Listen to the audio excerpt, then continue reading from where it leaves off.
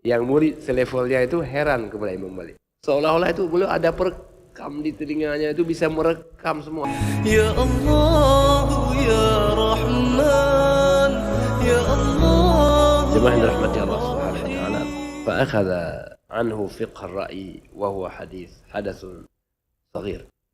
Maka beliau mengambil, mempelajari ijtihad daripada Rabi'ah ini, wahwa hadathun saghir, beliau masih anak kecil, masih hadath, baru kecil, umur di bawah 10-an begitu, tapi sudah pandai, Masya Allah.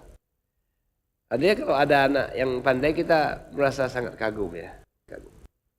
Hafal Quran, hafal hadis, dia mampu berceramah masih kecil, ibu dah boleh ya. Nah inilah Imam Malik radhiyallahu anhu.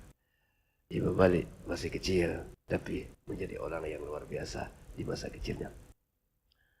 Jemaah yang dirahmati Allah. Jadi kata beliau apa? Ala qadri taqatih, di atas kemampuannya. Hatta laqad qala ba'du ma'asirih.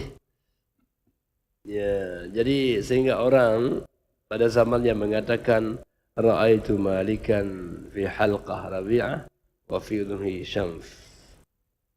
Ya, jadi kata beliau, saya kalau lihat Imam Malik itu dalam kelompok belajar, kan banyak murid-muridnya itu. Ini kalau lihat Imam Malik itu, seolah-olah itu beliau ada perekam di telinganya, itu bisa merekam semua apa yang disampaikan oleh Rabi'ah. Rabi'ah menyampaikan ilmu itu direkam baik oleh Imam Malik radhiyallahu anhu.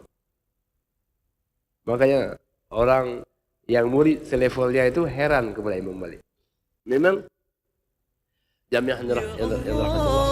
Ya Rahman, Ya Allah, Ya Rahim, Ya Allah.